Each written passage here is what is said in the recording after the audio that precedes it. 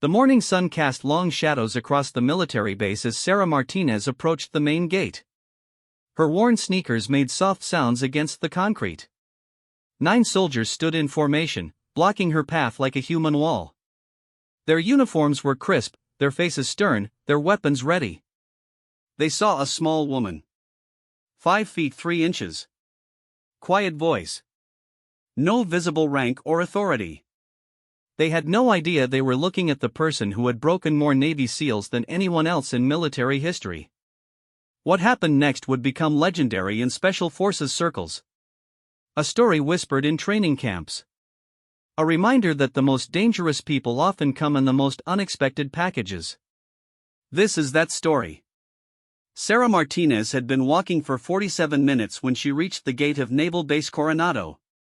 Her rental car had broken down on the highway, and the tow truck wouldn't arrive for another hour.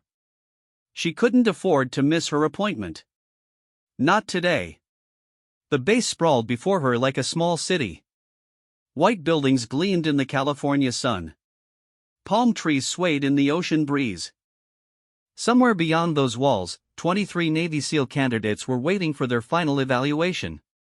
They had no idea their fate rested in the hands of the woman now approaching the guard station. 9 soldiers formed a line across the entrance.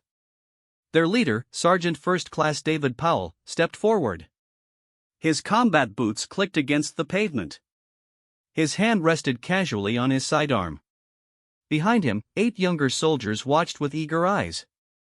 This was their chance to prove themselves to their sergeant. "Ma'am, this is a restricted military installation," Powell announced. His voice carried the authority of 15 years in the Army. "Do you have authorized access?" Sarah stopped 3 feet from the line of soldiers. She was smaller than most people expected. Her dark hair was pulled back in a simple ponytail. No makeup. No jewelry except for a simple watch on her left wrist. She wore jeans, a white t-shirt, and those worn sneakers that had carried her across half the state. "I have a meeting with Admiral Thompson at 0900, she said quietly. Her voice held the faint trace of a Texas accent, softened by years of living in other places. Powell glanced at his watch. It was 8:45. He looked her up and down, taking in her civilian clothes, her lack of visible identification, her calm demeanor. Nothing about her suggested she belonged on a military base. Nothing about her suggested she had any right to be there. "I don't see any authorization paperwork," Powell said. "No ID badge. No escort. No vehicle pass." He gestured to his soldiers. "We can't allow unauthorized personnel onto this base." Sarah nodded slowly. She had been through this before. Many times. In many places. Military bases. Corporate headquarters. Government facilities. People saw a small woman in casual clothes and made assumptions. Those assumptions were usually wrong. "Could you call Admiral Thompson's office?" she asked.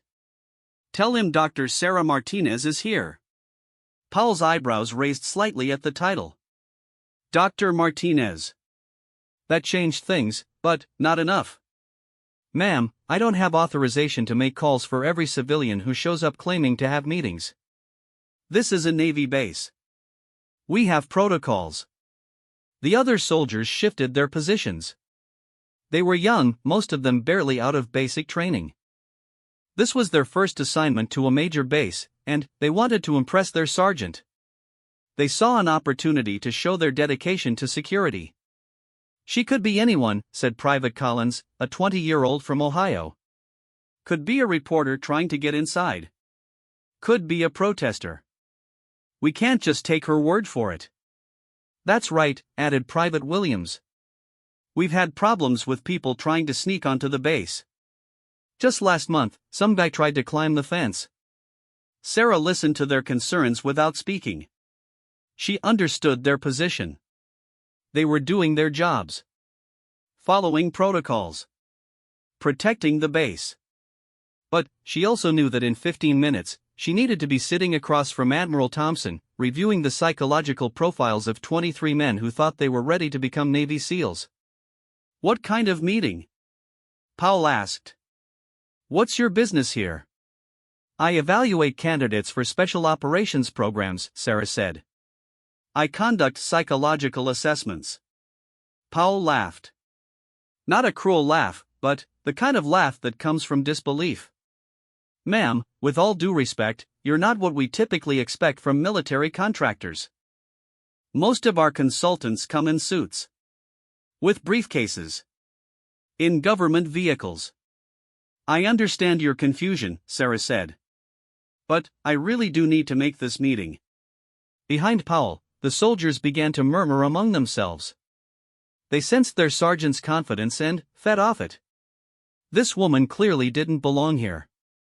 She was small, quiet, unremarkable. She had no credentials, no official transportation, no proper appearance.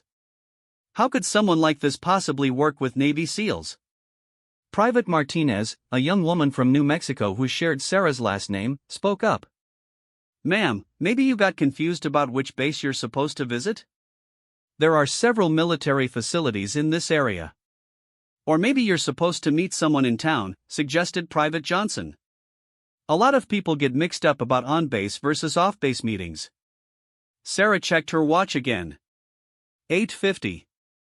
She had 10 minutes to get through this gate, across the base, and into Admiral Thompson's office. The Admiral was known for his punctuality. He expected others to share that trait. Being late was not an option. Sergeant Powell, she said, using his name for the first time. I understand you're following protocol. But I'm asking you to trust me. Call Admiral Thompson. Tell him I'm here. He'll authorize my entry. Powell considered this. Making unauthorized phone calls wasn't in the protocol.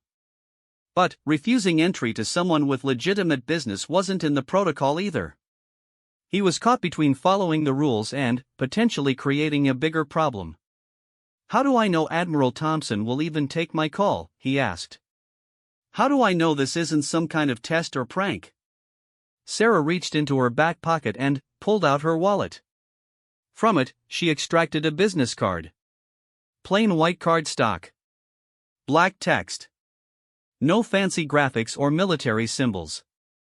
Just her name, title, and phone number. Dr. Sarah Martinez, Psychological Consultant, Special Operations Personnel Assessment. Powell read the card aloud. Anyone can print business cards, ma'am. Call the number, Sarah suggested. It's my direct line. Powell looked at the card, then at Sarah, then at his soldiers. They were all watching him, waiting for his decision. This was a test of his leadership. How would he handle this unusual situation? What kind of psychology work do you do? He asked. I evaluate whether candidates have the mental resilience for extreme stress operations, Sarah said. I determine who can handle the psychological demands of Special Forces training. Private Collins snorted. You mean you sit in an office and ask people questions about their feelings? Sarah turned to look at him directly.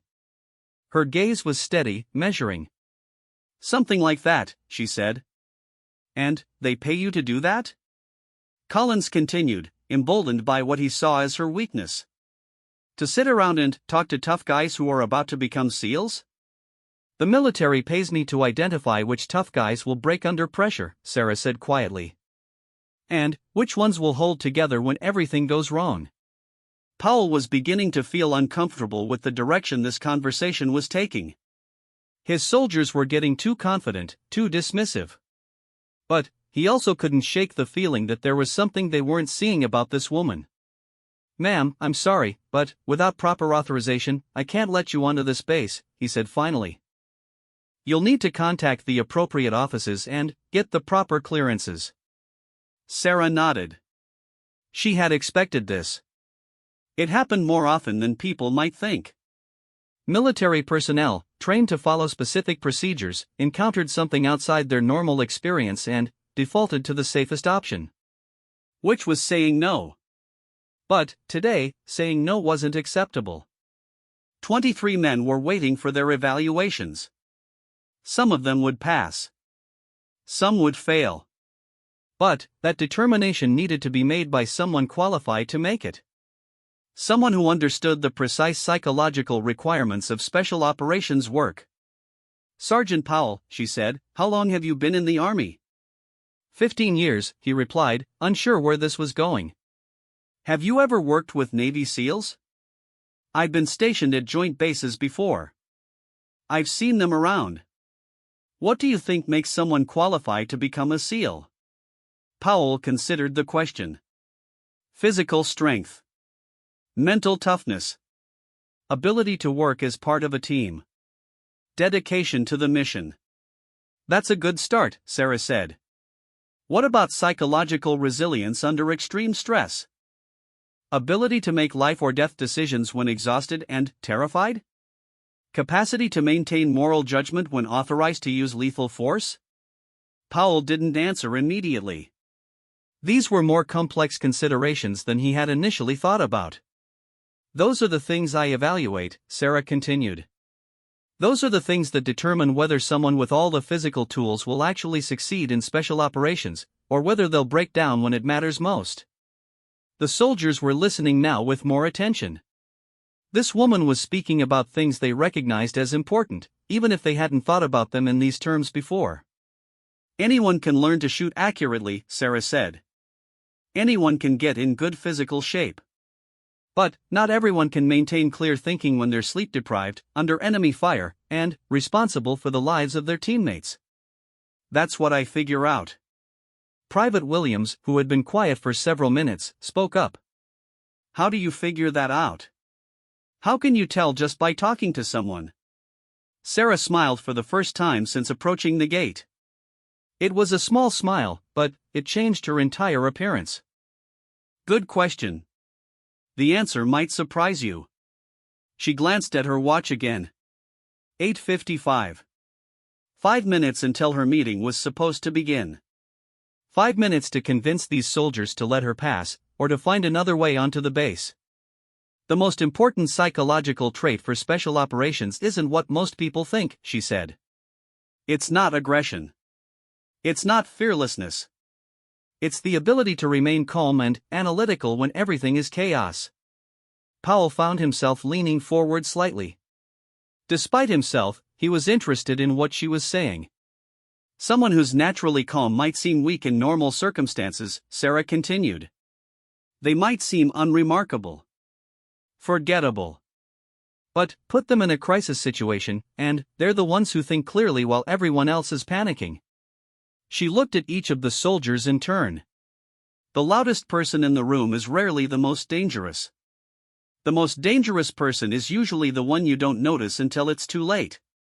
There was something in her voice now that hadn't been there before. Not threatening, exactly, but absolutely confident. The voice of someone who knew exactly what they were talking about. "Ma'am," Powell said slowly, "are you trying to tell us something?" Sarah checked her watch one final time.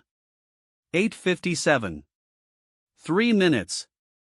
"I'm trying to tell you that Admiral Thompson is expecting me," she said. "And he doesn't like to be kept waiting."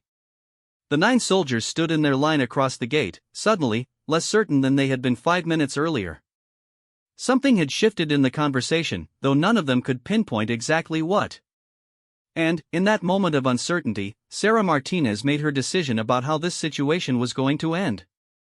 Sarah Martinez stepped closer to Sergeant Powell. Not aggressive, not threatening, just a casual step that somehow commanded attention. The morning air carried the salt smell of the nearby ocean and the distant sound of helicopters conducting training exercises. "Sergeant," she said quietly, "I need you to do something for me. It's going to seem strange, but I want you to trust me." Powell's training kicked in. When someone asks you to trust them in a situation you don't understand, the answer is usually no. But something about her tone, her complete lack of anxiety despite being outnumbered 9-1, made him pause. "What kind of something?" he asked. "I want you to try to grab my wrist," Sarah said. "Your right hand to my left wrist. Just reach out and take hold of it. Not hard, not violent. Like you're guiding someone." The soldiers exchanged glances. This was definitely not in any protocol manual they had studied. Private Collins smirked. This tiny woman wanted their sergeant to grab her? What was she planning to prove? Ma'am, I don't think that's appropriate, Powell said. I'm not going to put my hands on a civilian. It's not inappropriate if I'm asking you to do it, Sarah replied. Think of it as a demonstration. You want to understand what qualifies me to work with Navy SEALs? This is part of it. Powell hesitated. His soldiers were watching. Whatever happened next would become part of their story about their sergeant. He could refuse and maintain safe professional distance. Or he could call what seemed like a bluff from a woman half his size. Just reach for my wrist, he asked. Just reach for my wrist. Powell extended his right hand toward Sarah's left wrist. She stood perfectly still, making no move to avoid his reach. His fingers were inches away when everything changed. Later, trying to explain what happened, Powell would struggle to find the right words. Sarah didn't seem to move quickly. There was no sudden burst of action, no dramatic martial arts display. One moment he was reaching for her wrist, and the next moment he was on the ground, his arm bent at an uncomfortable angle, Sarah's knee applying just enough pressure to his shoulder to keep him exactly where she wanted him. Jesus Christ, whispered Private Martinez. The other soldiers stepped forward instinctively, their hands moving toward their weapons. But Sarah's voice stopped them. Stand down, she said, still in that same quiet tone. Your sergeant is fine. Aren't you, Sergeant Powell? Powell, face down on the concrete, tested his range of motion. His arm was controlled but not injured. The pressure on his shoulder was firm but not painful. He could probably break free if he really tried, but something told him that would be a mistake. I'm fine, he said, his voice slightly muffled. How did you do that? 14 years of training, Sarah replied. Now, do you want me to let you up, or should we continue the demonstration? Let me up, please. Sarah released the pressure and stepped back. Powell got to his feet, brushing dust off his uniform. His soldiers stared at him, then at Sarah, trying to process what they had just witnessed. What kind of training? Asked Private Williams, his earlier dismissiveness completely gone. The kind that keeps you alive when talking isn't enough, Sarah said. The kind that teaches you to end situations quickly and quietly. The kind that most people never see because when it's done right, it doesn't look dramatic. Private Collins, who had been the most vocal in his skepticism, took a step back. Are you some kind of soldier? Special forces? Sarah shook her head. I'm a psychologist. But I've spent 14 years learning how special forces soldiers think, how they move, how they react under stress. You can't evaluate someone's combat psychology if you don't understand combat. She turned to address all 9 soldiers. Every Navy SEAL who's graduated from training in the last 8 years has been evaluated by me. Every one. I've watched them succeed and fail. I've seen which personality types break under pressure and which ones excel. Powell was still processing his brief trip to the concrete. Where did you learn to do that? Krav Maga, Brazilian Jiu-Jitsu, military combatives, Sarah said. But, more importantly, I learned from the people I evaluate. SEALs, Green Berets, Marine Force Recon, Delta Force operators. When you spend enough time around people who know how to fight, you pick things up. Private Johnson, who had been quiet throughout the confrontation, spoke up. You really evaluate all the SEAL candidates? I do the final psychological screening, Sarah confirmed. Physical training gets them to that point. I determine whether they have the mental tools to use their physical skills effectively. The dynamic at the gate had completely shifted. 9 soldiers who had been confident in their authority now looked at Sarah Martinez with something approaching respect. She had demonstrated, in the space of 10 seconds, that their assumptions about her capabilities had been completely wrong. The thing about special operations psychology, Sarah continued, is that it's not what most people expect. It's not about being the biggest or the strongest or the most aggressive.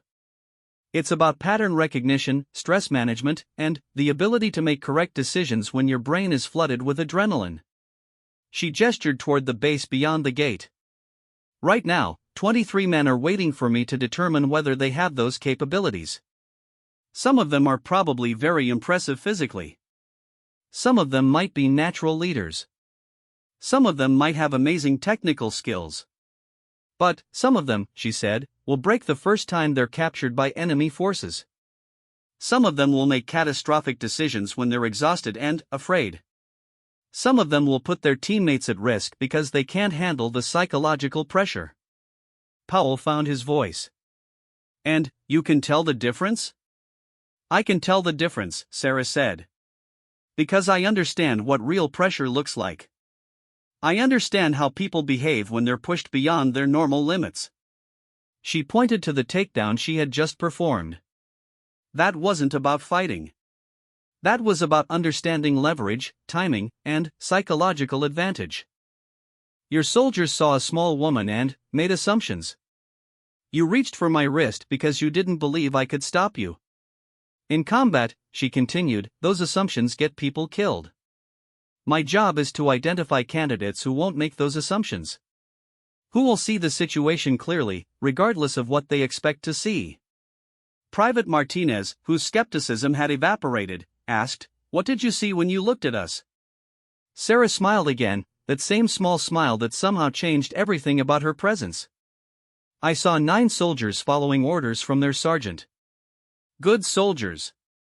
Dedicated soldiers.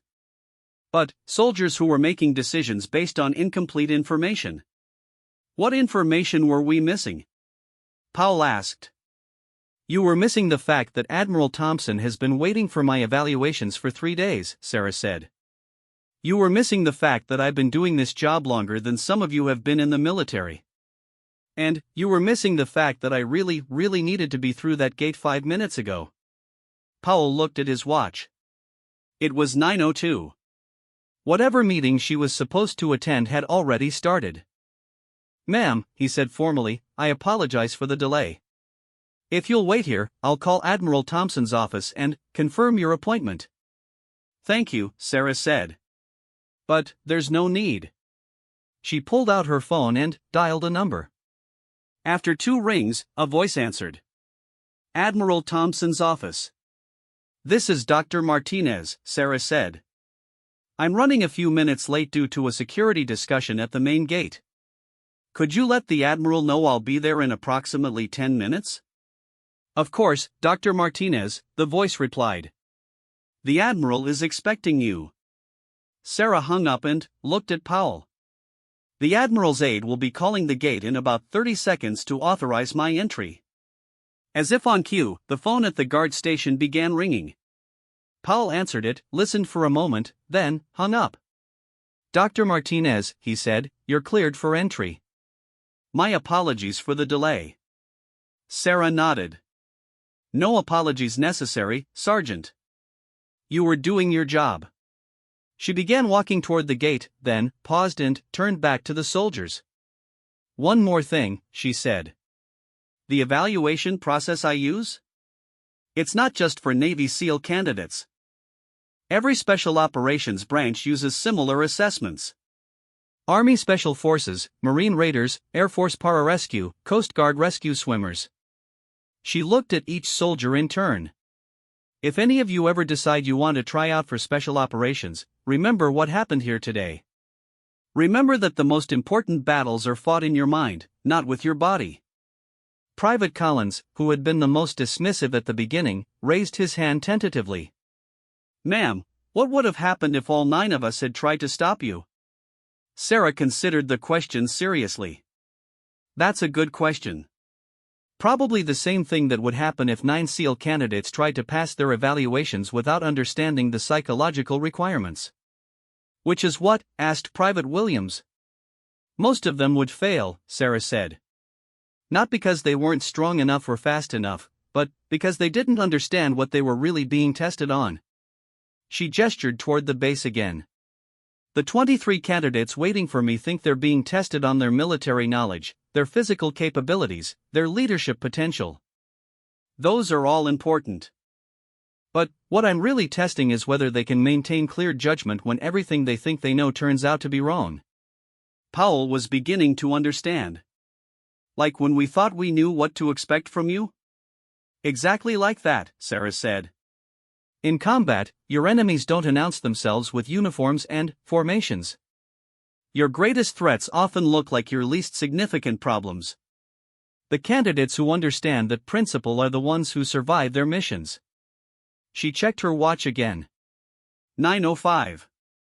And now I really do need to go conduct those evaluations. The 9 soldiers stepped aside, creating a clear path to the gate. As Sarah walked past them, Private Martinez called out. Dr. Martinez? What happened to the candidates you've evaluated who didn't pass? Sarah stopped and turned back one final time. Some of them became excellent soldiers in other specialties. Some of them became successful civilians. Some of them eventually reapplied and passed on their second attempt. And some of them, she added quietly, learned important lessons about overconfidence and assumptions. Just like you did today. With that, she walked through the gate and onto Naval Base Coronado, leaving 9 soldiers standing in the morning sun, trying to figure out exactly what had just happened to them. Sarah Martinez walked across Naval Base Coronado with the measured pace of someone who belonged there. The morning sun was climbing higher, casting shorter shadows between the white buildings. Sailors and officers moved with purpose along the sidewalks, some heading to training sessions, others to administrative duties. Admiral Thompson's office was located in Building 12, a 3-story structure that housed the command staff for special operations training. Sarah had been here many times before, but today felt different. The encounter at the gate had reminded her of something she sometimes forgot in the comfortable routine of her work. Most people had no idea what she actually did for a living. She arrived at the building with 7 minutes to spare. The receptionist, a young petty officer named Davis, looked up as she entered. Dr. Martinez, he said with obvious relief. The Admiral was starting to worry you might have gotten lost. Just a small delay at the gate, Sarah said. Is he ready for me? He's been ready since 0830, Davis replied. You know how he is about punctuality. Sarah smiled.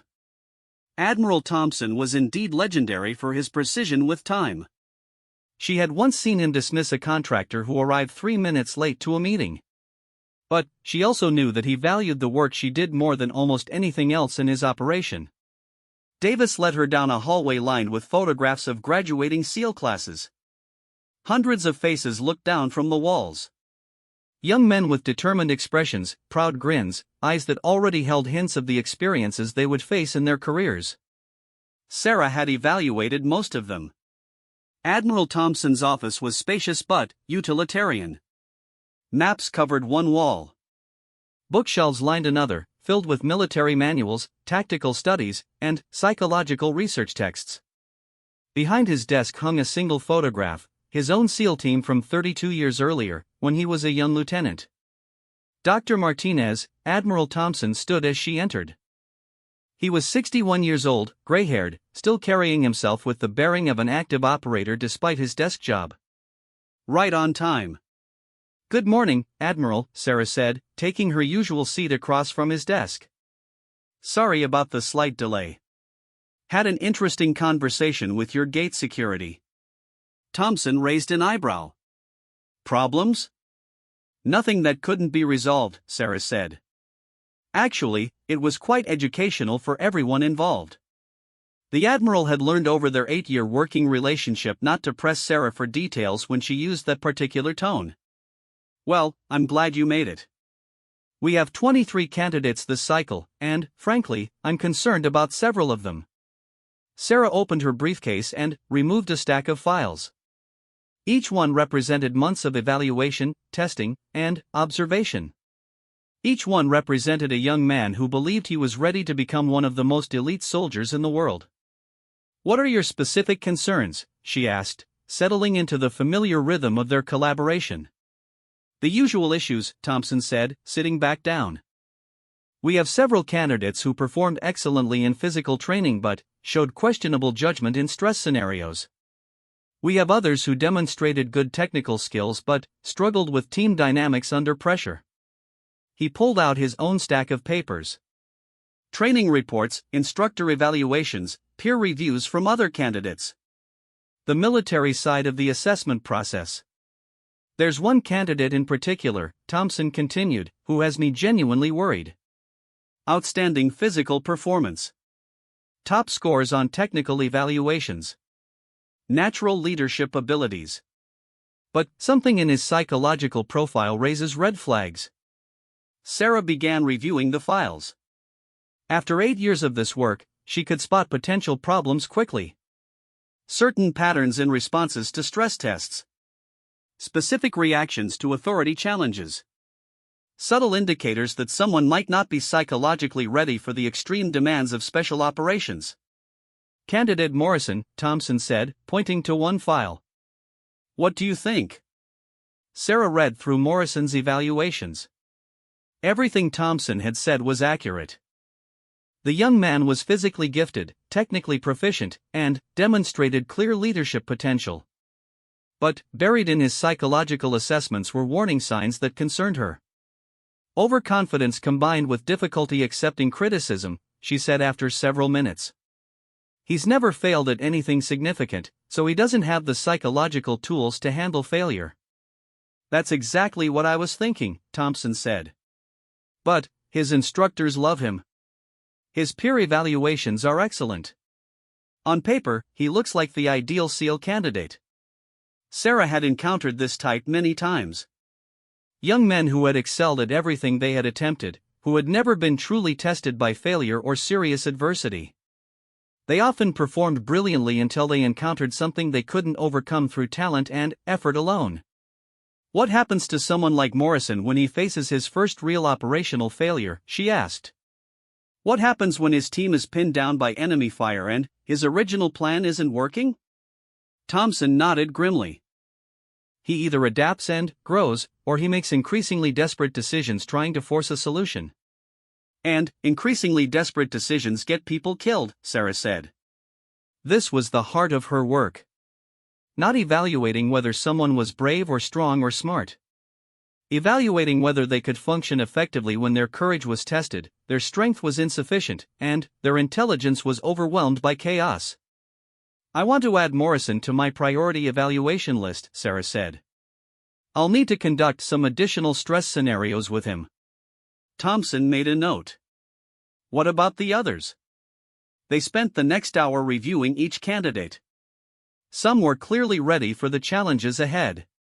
Some needed additional training before they could be trusted with the responsibilities of special operations. Some would never be ready, no matter how much additional training they received. It was Sarah's job to identify which was which. At 10:30, Thompson's aide knocked on the door. Admiral, your 11 o'clock appointment is here. Already? Thompson checked his watch. Time flies when you're ruining young men's dreams. Sarah smiled. It was a running joke between them, but it touched on something real. Her evaluations could end military careers. Her assessments could crush lifelong dreams. The responsibility was enormous. Actually, Thompson said, there's something else I wanted to discuss with you. Something that might interest you professionally. He pulled out a different file, this one marked with security classifications that Sarah didn't usually see. We had an incident last week, Thompson said. 9 soldiers at the main gate detained a civilian contractor for over an hour. Refused to allow entry despite proper authorization. Created a significant security and diplomatic problem. Sarah's attention sharpened. What kind of contractor? Psychological consultant, Thompson said. Someone hired to evaluate special operations candidates. Sound familiar? Sarah stared at him. Are you talking about what happened this morning? Thompson's expression didn't change. This morning? Dr. Martinez, that incident happened last week. The contractor was eventually admitted to the base, but not before filing a formal complaint about unprofessional treatment by gate security. Sarah felt something cold forming in her stomach. Admiral, I'm not sure what you're talking about. This morning, 9 soldiers at your gate initially refused me entry. We had a conversation, they called your office, and the situation was resolved. Thompson opened the file and read from it. Last Tuesday morning, Dr. Elena Vasquez, psychological consultant for the Army Special Operations Command, was denied entry to Naval Base Coronado for over an hour. Despite having proper authorization and confirmed appointments, Sergeant Powell and his security team refused to admit her. The complaint states that Dr. Vasquez was subjected to unprofessional questioning, dismissive treatment, and unnecessary delays. The incident has resulted in formal disciplinary action against the security team. Sarah was quiet for a long moment. What kind of disciplinary action? Sergeant Powell has been reassigned to a different post, Thompson said. His soldiers received formal reprimands in their service records. The Army lodged an official protest with the Navy about cooperation protocols. All because they wouldn't let a civilian contractor onto the base? Thompson nodded. Dr. Vasquez has been conducting psychological evaluations for special operations candidates for 12 years. She's evaluated thousands of soldiers. Her credentials are impeccable, her security clearances are current, and her work is considered essential to national security. He closed the file and looked at Sarah directly. The soldiers at the gate saw a small woman in civilian clothes and decided she couldn't possibly be qualified for the work she claimed to do. They made assumptions based on appearance rather than credentials. Sarah felt pieces of a larger picture beginning to form in her mind. What happened when Dr. Vasquez was finally admitted to the base? She conducted her evaluations as scheduled, Thompson said. But she also filed a detailed report about the psychological implications of the gate incident. About what it revealed regarding military personnel making judgments based on incomplete information. Thompson pulled out another document. Her report concluded that the soldiers demonstrated exactly the kind of flawed decision-making that disqualifies candidates from special operations. They saw what they expected to see rather than gathering adequate intelligence about the actual situation. Sarah was beginning to understand something important. Admiral, how many psychological consultants work with your SEAL program? 3 primary contractors, Thompson said. Dr. Vasquez handles Army candidate crossovers. Dr. Chun evaluates international exchange candidates. And you handle our standard Navy SEAL candidates. He paused. All 3 of you are women. All 3 of you are under 5'6". All 3 of you prefer to dress casually rather than in business attire. And all 3 of you have had problems with gate security at various times. Sarah stared at him. It's not a coincidence.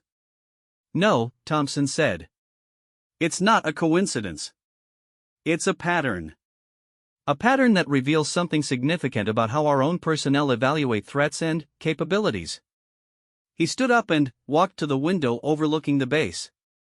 Dr. Martinez, in your 8 years of evaluating SEAL candidates, how many times have you encountered candidates who made dangerous assumptions about opponents or situations? Too many to count, Sarah said immediately. How many of those candidates passed your evaluations? None, Sarah said. Assumptions get you killed in special operations. I always recommend against candidates who can't see past their expectations. Thompson turned back to her. The incident at the gate this morning wasn't about security protocols. It was about you conducting an unscheduled evaluation of our security personnel.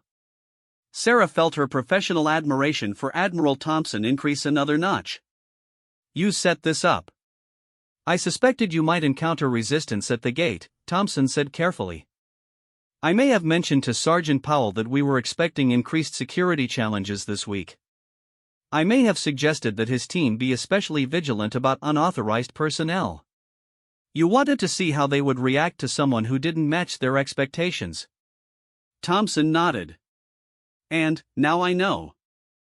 9 well-trained soldiers, led by an experienced sergeant, completely failed to recognize the capabilities of someone who spends her professional life evaluating people just like them. He returned to his desk and picked up his phone. Sergeant Powell, could you please come to Building 12, Admiral Thompson's office? Bring your security team with you. Sarah looked at her watch. It was 11:15. Admiral, what exactly are we doing here? We're conducting a learning exercise, Thompson said. For everyone involved. 10 minutes later, 9 soldiers stood in Admiral Thompson's office. They looked nervous, uncertain, and very much like people who suspected they were in serious trouble. Sergeant Powell stepped forward. Admiral, sir, is this about the incident at the gate this morning? Because if Dr. Martinez filed a complaint. Dr. Martinez did not file a complaint, Thompson said calmly. But, I am interested in hearing your account of what happened. Powell glanced at Sarah, then, back at Admiral Thompson. Sir, we followed standard security protocols. When Dr. Martinez approached the gate without visible authorization, we initially denied entry. After some discussion, we verified her credentials and admitted her to the base. What kind of discussion? Thompson asked. Powell hesitated. Sir, Dr. Martinez demonstrated some capabilities that we hadn't expected. It became clear that our initial assessment of the situation had been incomplete. Thompson nodded. What capabilities? Combat training, sir. She was able to neutralize me using hand-to-hand combat techniques. Several of the younger soldiers shifted uncomfortably. Private Collins looked like he wanted to disappear entirely. I see, Thompson said. And, did this demonstration change your opinion about Dr. Martinez's qualifications? Yes, sir, Powell said immediately. It became clear that we had made incorrect assumptions about her based on her appearance. Thompson looked at Sarah.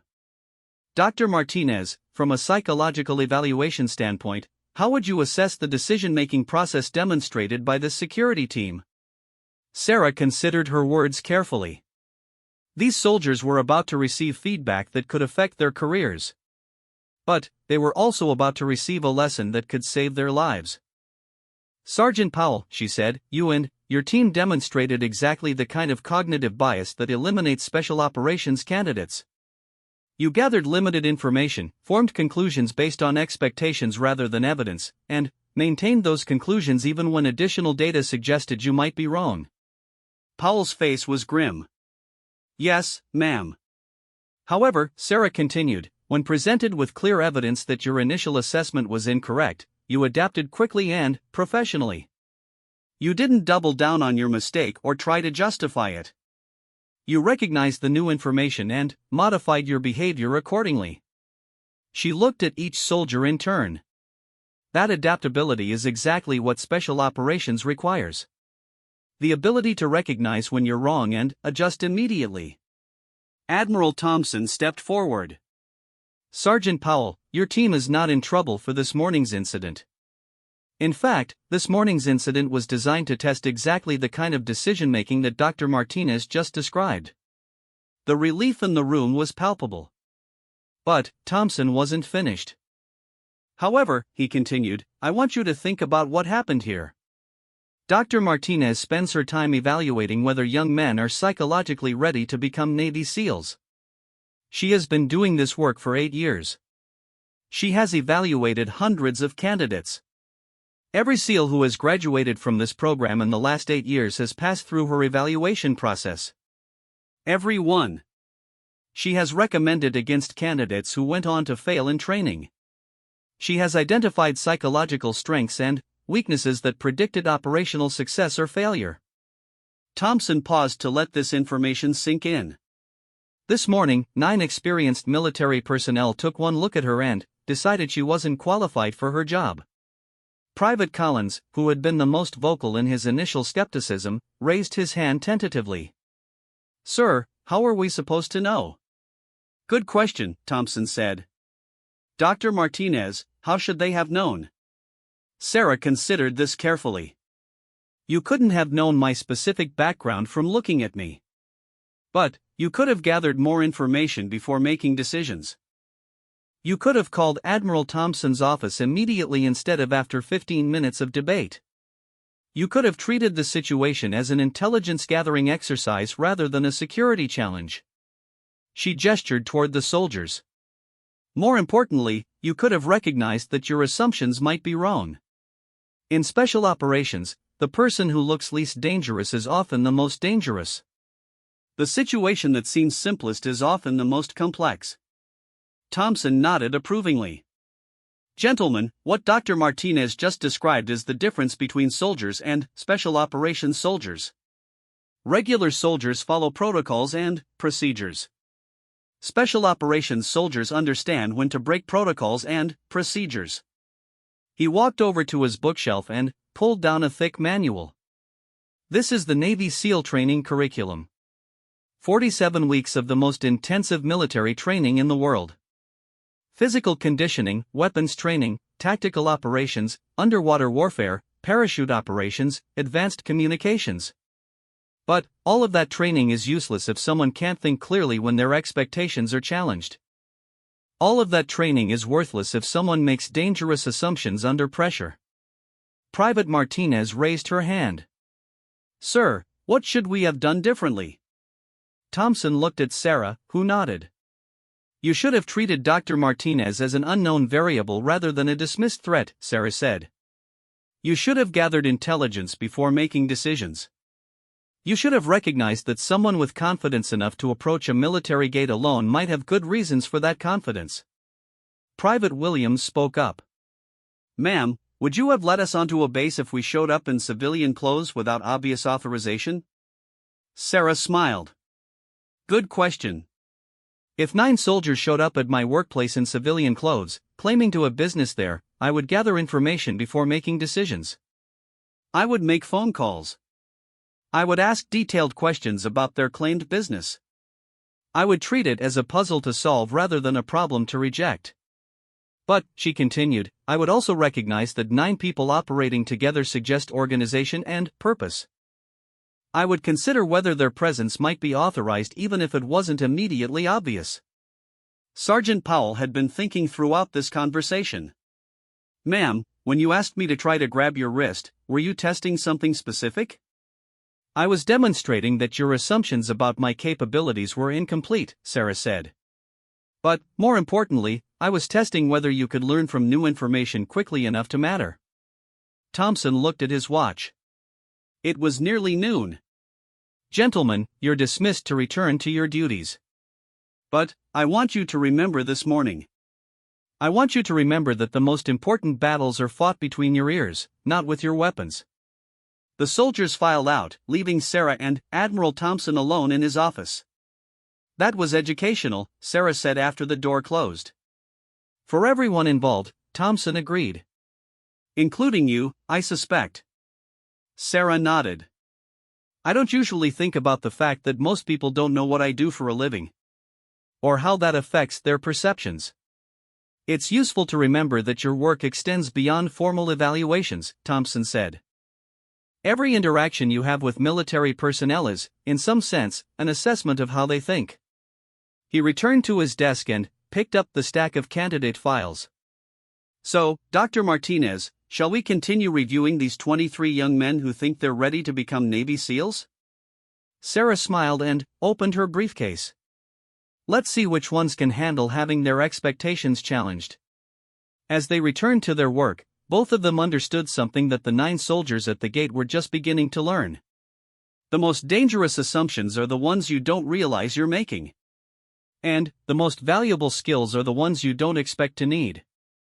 Outside Admiral Thompson's window, Naval Base Coronado continued its daily operations. Helicopters conducted training flights. Soldiers moved between buildings. And, somewhere on the base, 23 candidates prepared for evaluations that would determine whether they possessed not just the physical tools to become Navy SEALs, but the psychological resilience to use those tools when everything they thought they knew turned out to be wrong. Just like 9 soldiers had learned that morning at the gate.